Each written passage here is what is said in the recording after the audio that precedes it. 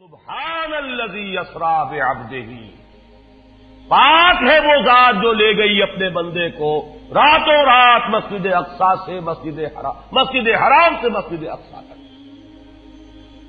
اگر یہ بات کسی انسان کی طرف منسوب ہوتی تو بات اور تھی، اگر یہ فعل حضور کی طرف منسوب ہوتا کہ حضور گئے تو بات اور تھی کہ میں آیا نہیں لایا گیا ہوں، حضور گئے نہیں لے جائے گئے ہیں، اور لے جانے والے وہ ذات ہے سبحان الذی اسری، وہ پاک ہے ہر عیب سے، ہر نقص سے، ہر ذوق سے، ہر کوتاہی سے، وہ منزہ ہے، اعلی ہے، عرفہ ہے، بالا تر ہے، لہذا اس کی قدرت سے یہ ہرگز بعید نہیں کہ وہ اپنے بندے کو راتوں رات مسجد حرام سے مسجد اقصی اور پھر مسجد اقصی سے سدرۃ المنتہا تک لے جائے اور واپس لے آئے اور پھر مسجد حرام میں پہنچا دے۔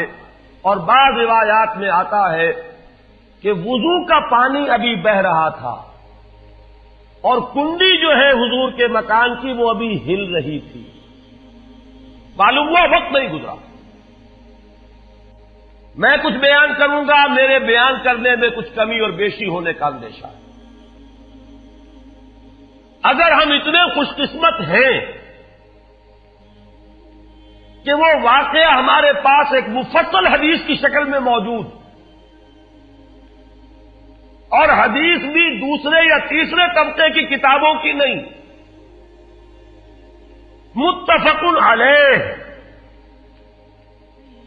جس میں روایتاً جیسا کہ میں نے عرض کیا جس کا پایا تقریباً قرآن کے برابر، اور اس حدیث کے راوی ہیں حضرت مالک ابن صعصعہ رضی اللہ تعالی عنہ۔ ان کے بارے میں ایک بات ہے بڑی اہم، وہ نوٹ کر لیجئے۔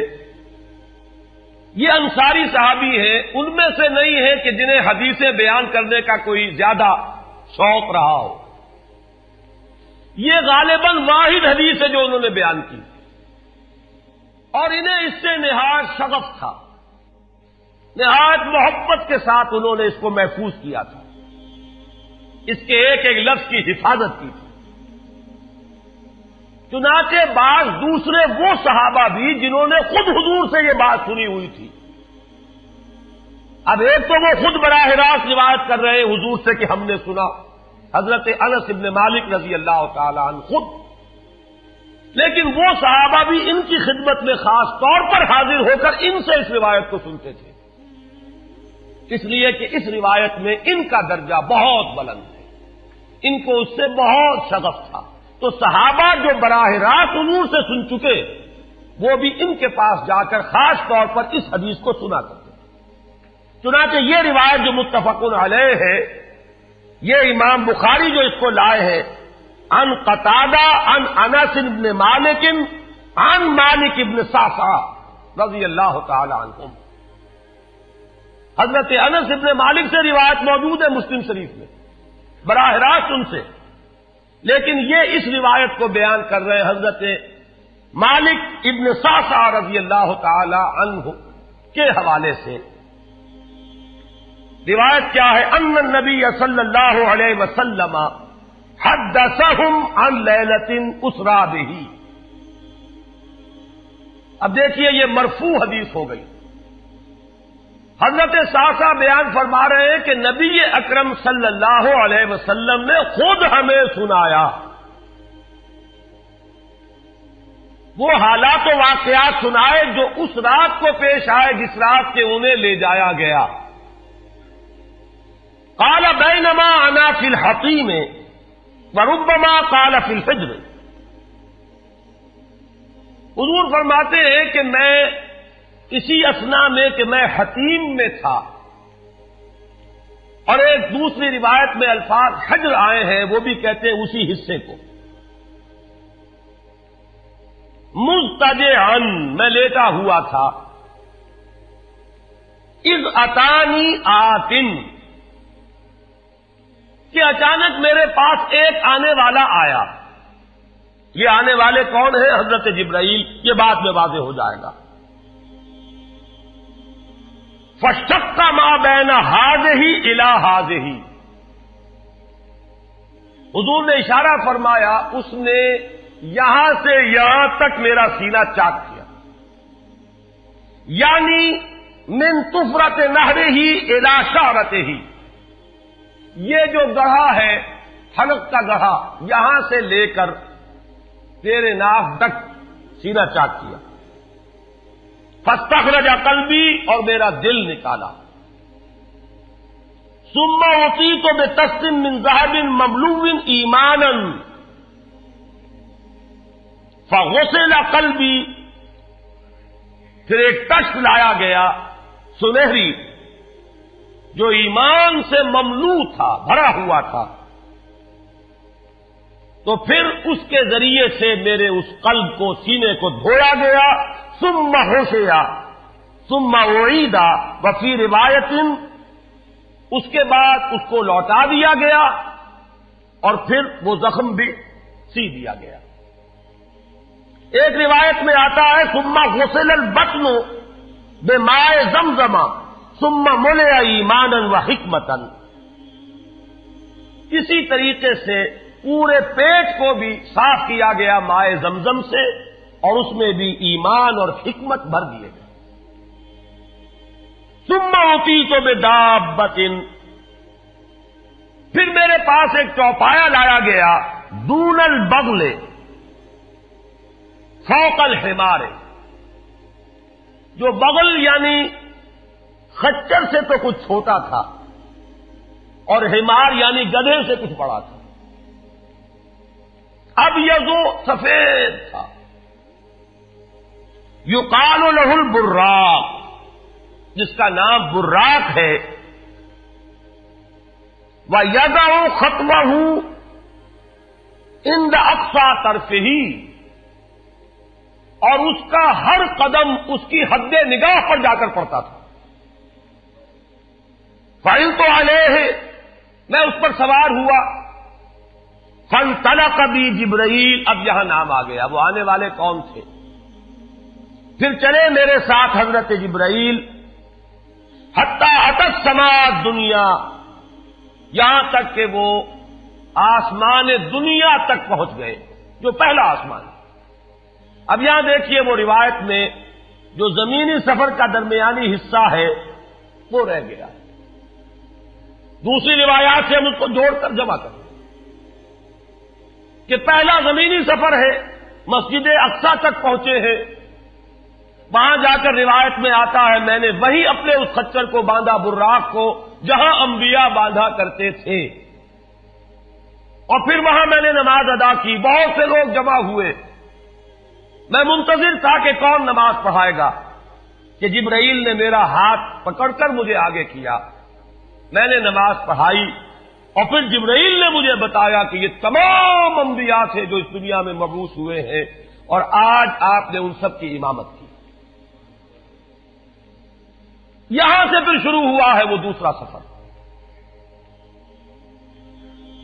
لیکن جب پہلے آسمان تک پہنچے، فاستفتح، انہوں نے دستک دی، کھلوانا چاہا، قیل من ھذا، پوچھا گیا کون ہے؟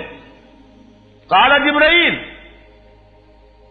انہوں نے جواب دیا جبرائیل۔ قیل ومن معک، پوچھا گیا کہ آپ کے ساتھ کون ہے؟ دیکھیے یہاں ذہن میں رکھیے گا، اس امکان کو کوئی شخص مسترد نہیں کر سکتا کہ ان ملائکہ کے علم میں ہو، لیکن پھر بھی پوچھ رہے ہیں، قانون قانون ہے، دروازے پر دستک دینی ہوگی، آئیڈینٹی ڈسکلوز کرنی ہوگی، چاہے علم میں ہو۔ جج جو ہے وہ اپنے علم کی بنیاد پر فیصلہ کبھی نہیں دے گا، وہ تو مقدمے کی سماعت ہوگی، شہادتوں کی بنیاد پر فیصلہ ہوگا۔ ذاتی علم کی بنیاد پر کرنا ہے تو وہ خود کسی اور عدالت میں اس مقدمے کو منتقل کرے اور وہاں گواہ کی حیثیت سے پیش ہو، تو قانون قانون ہے۔ پوچھا گیا آپ کے ساتھ کون ہے؟ قال محمد صلی اللہ علیہ وسلم۔ قیل وقد ارسل الیہ، پوچھا گیا کیا انہیں بلایا گیا ہے؟ قال نعم، انہوں نے فرمایا ہاں۔ قیل مرحبا بہ فنعم المجیء، جا ففتح فلما خلصت، اس کے بعد کہا گیا مرحبا ان کے لیے، تہنیت ہے، مبارکباد ہے، خوش آمدید ہے، کیا ہی اچھے ہیں وہ جو لائے گئے ہیں۔ پھر وہ سمائے دنیا جو ہے اس کا دروازہ کھولا گیا، میں اس میں داخل ہوا، فیضا فیہا آدم، میں نے دیکھا وہاں حضرت آدم تشریف فرما ہے۔ فقال ھذا ابوک، جبرائیل نے کہا یہ آپ کے جد امجد ہیں، فسلم علیہ، ان کو سلام کیجئے، فسلمت علیہ، میں نے انہیں سلام کہا، فرد السلام، انہوں نے سلام کا جواب دیا، ثم قال مرحبا بالابن الصالح والنبی الصالح، خوش آمدید ہے، مرحبا ہے صالح بیٹے اور صالح نبی پر۔ ثم صعد بی، پھر مجھے اور اٹھایا گیا، حتی اتى السماء الثانیۃ، یہاں تک کہ جبرائیل پہنچ گئے دوسرے آسمان تک۔ فاستفتح، پھر وہی سوال و جواب ہے، میں اب ترجمہ نہیں کروں گا۔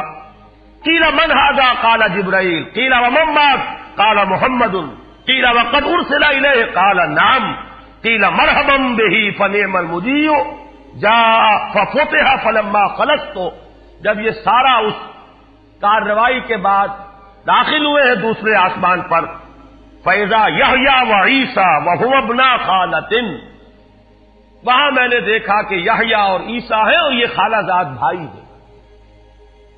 قال ھذا یحییٰ وھذا عیسیٰ فسلم علیہما، فسلمت فردا، ثم قال مرحبا بالاخ الصالح والنبی الصالح، انہوں نے بھی کہا خوش آمدید اور مرحبا ایک صالح بھائی اور صالح نبی کو، یہاں نوٹ کیجئے گا، حضرت عیسیٰ اور حضرت یحییٰ یہ بنی اسرائیل میں سے، لہذا حضور کو اپنا بیٹا نہیں کہہ سکتے، بھائی کہہ رہے ہیں۔ آدم جد امجد ہیں، انہوں نے بیٹا کہا ہے، مرحبا بابن الصالح والنبی الصالح، وہ نبی تو ہے، سب کہیں گے نبی، لیکن کوئی بھائی کہے گا، کوئی بیٹا کہے گا، ابراہیم بیٹا کہیں گے، موسیٰ وہ بھائی کہیں گے، جن کی نسل سے آپ نہیں ہیں، وہ جو براہ راست نسل چلی آ رہی ہے اس میں جو ذکر کرے گا وہ بیٹے کے لفظ سے کرے گا۔ ثم صعد بی الی السماء الثالثہ فاستفتح، قیل من ھذا قال جبرائیل، قیل ومن معک قال محمدا، قیل وقد ارسل الیہ قال نعم، قیل مرحبا بہ فنعم المجیء جاء ففتح فلما خلصت اذا یوسف قال ھذا یوسف فسلم علیہ، فسلمت علیہ، فرد ثم قال مرحبا بالاخ الصالح والنبی الصالح۔ اب مجھے ترجمے کی ضرورت نہیں ہے، ایک مرتبہ بات آپ نے سمجھ لی، اب تیزی کے ساتھ میں اس حدیث کو پڑھ دینا چاہتا ہوں۔ ثم صعد بی، پھر مجھے اور بلندی پر لے جایا گیا، حتی اتى السماء الرابعۃ فاستفتح، قیل من ھذا قال جبرائیل، قیل ومن معک قال محمد، قیل وقد ارسل الیہ قال نعم، قیل مرحبا بہ فنعم المجیء جاء ففتح فلما خلصت فاذا ادریس فقال ھذا ادریس فسلم علیہ، فسلمت علیہ، فرد ثم قال مرحبا بالاخ الصالح والنبی الصالح۔ یہاں ملاقات ہوئی حضرت ادریس علیہ الصلوۃ والسلام سے۔ ثم صعد بی حتی اتى السماء الخامسۃ فاستفتح، قیل من ھذا قال جبرائیل، قیل ومن معک قال محمد، قیل وقد ارسل الیہ قال نعم، قیل مرحبا بہ فنعم المجیء جاء ففتح فلما خلصت فاذا ہارون قال ھذا ہارون فسلم علیہ، فسلمت علیہ، فرد ثم قال مرحبا بالاخ الصالح والنبی الصالح۔ ثم صعد بی حتی اتى السماء السادسۃ فاستفتح، قیل من ھذا قال جبرائیل، قیل ومن معک قال محمد، قیل وقد ارسل الیہ قال نعم، قیل مرحبا بہ فنعم المجیء جاء ففتح فلما خلصت فاذا موسیٰ قال ھذا موسیٰ فسلم علیہ، فسلمت علیہ، فرد ثم قال مرحبا بالاخ الصالح والنبی الصالح۔ چھٹے آسمان پر یہ حضرت موسیٰ سے ملاقات ہوئی. فلما جاوزت بتا، جب میں آگے بڑھا تو حضرت موسیٰ روئے. قیل ما یبکیک،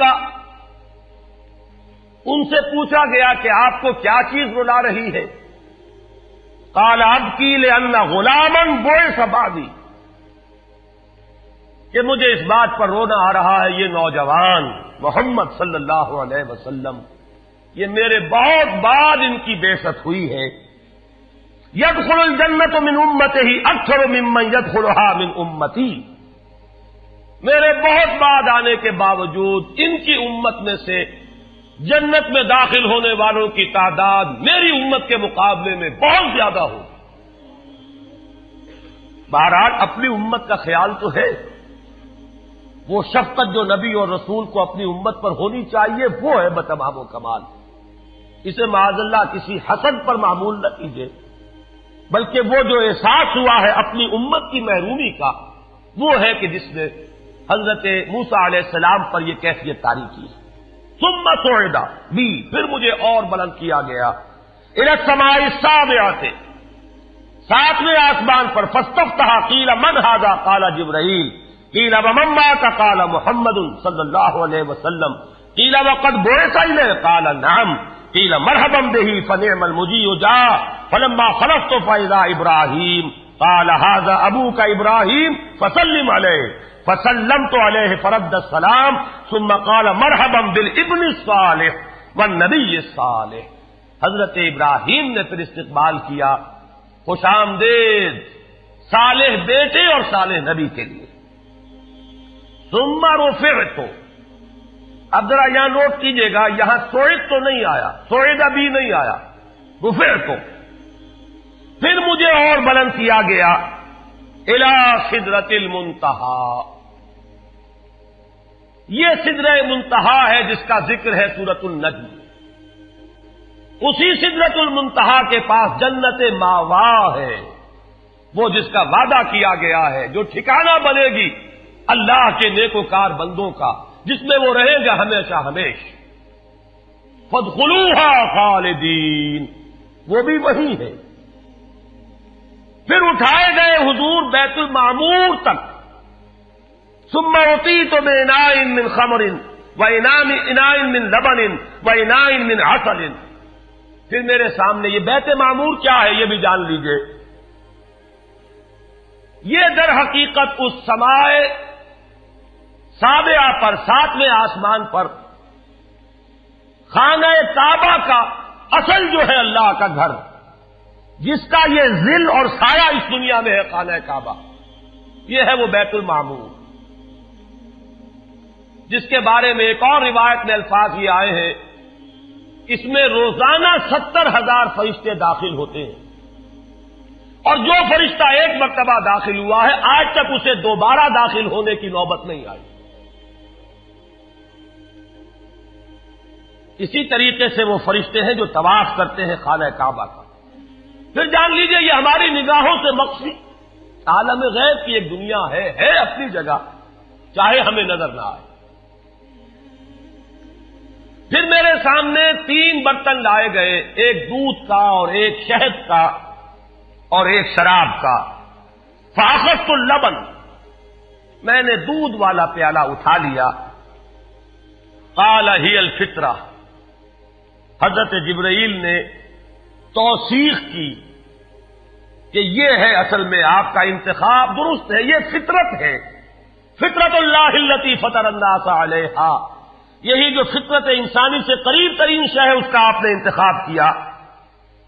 اتت انت علیہا و امتک، اسی فطرت پر اے محمد آپ بھی ہے اور آپ کی امت بھی ہے. ثم فرضت علیہ صلوات 50 کل یوم. ایک اور روایت میں الفاظ آئے ہیں، اس میں اس کی وضاحت نہیں ہے کہ 3 چیزیں حضور کو یہاں عطا کی گئی. ایک تو 50 نمازیں جو فرض ہوئی، ایک دن رات میں 50 نمازیں، اور ایک سورہ بقرہ کی آخری 2 آیات جو تحفہ اللہ نے دیا محمد کو امت کے لیے صلی اللہ علیہ وسلم. آمن الرسول بما انزل الیہ من ربہ والمؤمنون کل آمن باللہ وملائکتہ وکتبہ ورسلہ. یہاں سے لے کر آخر تک فانصرنا علی القوم الکافرین تک یہ 2 آیات یہ جنت کے خزانوں میں سے 2 خزانے ہیں جو شب معراج کو عطا ہوئے ہیں محمد الرسول اللہ کو بطور تحفہ امت کے لیے. اور تیسری بات یہ کہ اے نبی آپ کی امت کے لیے یہ خصوصی بات ہے کہ آپ کی امتیوں کے گناہ کبیرہ بھی بغیر توبہ کے معاف ہو سکیں گے. یہ خصوصی تحفے ہیں جو امت کے لیے لے کر آئے محمد صلی اللہ علیہ وسلم. 3 تحفے نماز جو اس معراج میں فرض ہو رہی ہے اور اسی کو حضور کہہ رہے ہیں الصلاۃ معراج المومنین. اہل ایمان کے لیے یہ بمنزلہ معراج ہے. اس میں پھر روایت میں تفصیل آ رہی ہے. واپس جب آئے ہیں حضرت موسیٰ سے ملاقات ہوئی اور انہوں نے یہ فرمایا کہ یہ 50 نمازیں بہت ہیں, مجھے تجربہ ہے, تمہاری امت اس کا تحمل نہ کر سکے گی, واپس جاؤ درخواست کرو کم کرواؤ. حضور گئے, 10 نمازیں اس میں معاف ہوئی, 40 ہوئی.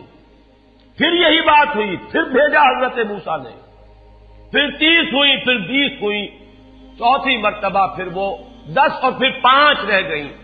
اس پر بھی حضرت موسیٰ نے یہ کہا اب بھی جاؤ یہ بھی بھاری ہے. حضور نے فرمایا مجھے شرم آتی ہے, میں اتنی مرتبہ جا چکا ہوں, مزید اب جانے سے حیا محسوس کر رہا ہوں. تو ندا آئی کہ یہ 5 ہی 50 کے برابر ہیں. ہمارے ہاں قول بدلا نہیں جاتا. یہ 5 جو ہے در حقیقت یہ قائم مقام ہے ان 50 کے کہ جو اولاً ہم نے فرض کی تھی. یہ 50 ہی شمار ہوں گی اگر ان کا انسان ان پر مداومت اختیار کر لے. میں آخری جملہ آپ کو اس کا سنا دیتا ہوں.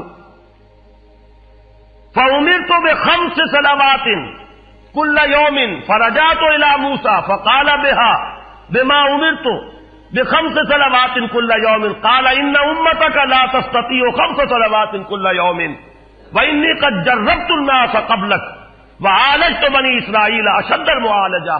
میں نے بنی اسرائیل کا حتی الامکان معالجہ کیا, ان کے حالات کو درست کرنے کی کوشش کی, لیکن مجھے تجربہ ہے یہ 5 بھی نہیں جھیلی جائیں گی. فَارْجِعْ إِلَىٰ رَبِّكَ فَاسْأَلْهُ التَّخْفِيفَ, مزید تخفیف چاہیے لِأُمَّتِكَ. قَالَ سَأَلْتُ رَبِّي حَتَّىٰ اسْتَحْيَيْتُ وَلَٰكِنِّي أَرْضَىٰ وَأُسِلُّمُ. قَالَ فَلَمَّا جَاوَزْتُ نَادَىٰ مُنَادٍ ابزیت فریضتی وخففت عن عبادی. متفق علیہ. مجھے ندا آئی کہ میں نے اپنے بندوں پر تخفیف کی. اس میں وہ ذکر نہیں ہے, دوسری روایت میں ہے کہ ساتھ ہی وضاحت ہو گئی کہ یہ 5 نمازیں بھی 50 کے برابر ہے. میری بات نہیں بدلی گئی ہے, وہ در حقیقت میں نے اسی 50 کا رتبہ جو ہے ان 5 کو عطا فرما دیا. یہ روایت ہے جو متفق علیہ ہے. روایات کثیر, جنت اور دوزخ کے جو مشاہدات کرائے گئے وہ بہت تفصیل سے دوسری روایات میں, لیکن کسی اور روایت کا استناد کے اعتبار سے, اسناد کے اعتبار سے وہ درجہ نہیں ہے جو اس روایت کا ہے. باقی میں نے مسلم شریف کی روایات میں سے اور تفاصیل آپ کو سنائی ہے. یہ ہے واقعہ. پھر حضور واپس آئے ہیں, وہیں بیت المسجد اقصی میں آئے ہیں, پھر واپس تشریف لائے ہیں, اور اس کا میں بیان کر چکا ہوں دوسری روایات میں کہ وقت بالکل نہیں گزرا, کہیں روک دیا گیا ہے, پوری کائنات کو کہیں تھام دیا گیا. یہ بات تو وہ ہے جو آج سے پہلے بھی سمجھ میں آ سکتی تھی کہ شاید کسی ایک جگہ پر پوری کائنات کو روک دیا گیا. وقت بالکل نہیں گزرا کسی کے لیے. لیکن جیسا کہ میں نے عرض کیا, اس وقت تو یہ بھی سمجھ میں آتا ہے کہ سب کے لیے وقت گزر رہا ہو اور صرف محمد الرسول اللہ کے لیے نہ گزرے صلی اللہ علیہ وسلم. آج یہ بات بھی سمجھ میں آ سکتی ہے, لیکن یہ ہے کہ قرین قیاس وہی پہلی بات ہے. کہ اس میں پورے اس وقت کے لیے وقت کی رفتار کو روک دیا گیا ہو، وہ مسئلہ یاد آ گیا کہ آگے بڑھو یا وقت کی رفتار روک دو۔ تو یہ وقت کی رفتار ہے جو محمد الرسول اللہ صلی اللہ علیہ وسلم کے لیے روک دی گئی۔ اس کے بعد جو ہنگامہ ہونا چاہیے تھا وہ ہوا۔ صبح جب حضور نے فرمایا کہ یہ میرے ساتھ واقعہ پیش آیا ہے تو جو رد عمل ہونا چاہیے تھا وہ ہوا ہے۔ یہاں تک بھی ہوا ہے کہ بہت سے مومنین صادقین متزلزل ہو گئے، مشرکین نے، کفار نے بغلیں بجائی کہ اب ہمیں موقع مل گیا۔ معلوم ہوتا ابھی تک تو شک ہی کی بات تھی کہ ان کو کچھ خلل دماغی کا عارضہ ہے، اب تو ثابت ہو گیا، کسی شک و شبے کی گنجائش نہیں۔ چنانچہ اب آپ اس کا اندازہ کیجئے، یہ واقعہ مکے میں بیٹھ کر بیان کیا جا رہا ہے، امتحان لیے گئے ہیں۔ اچھا اگر گئے تھے تو بتاؤ مسجد اقصی کے ستون کتنے ہیں، وہاں کی کھڑکیاں کیسی ہیں؟ حضور فرماتے ہیں، ایک حدیث موجود ہے کہ میں گھبرا گیا، اس لیے کہ کس کو یاد رہتا ہے، مسجد اقصی میں جا کر حضور ستون تو نہیں گن رہے تھے، لیکن یہ کہ جب پوچھا جا رہا ہے تو مجمع میں تو ہو سکتا ہے کہ تالی پٹ جائے کہ اچانک اللہ تعالی نے میرے سامنے مسجد اقصی کو کر دیا، اب میں دیکھ کر بتا رہا ہوں اور لوگ دنگ ہو رہے ہیں۔ اب دیکھیے وہ مشاہدہ جو میں نے عرض کیا تھا، مشاہدات بے شمار ہیں۔ جنت سامنے لے آئی جاتی ہے اور آگ سامنے لے آئی جاتی ہے، جہنم سامنے لے آئی جاتی ہے، مسجد اقصی سامنے لے آئی گئی ہے، جن میں سے ہر سوال کا جواب حضور نے مشاہدے سے دیا۔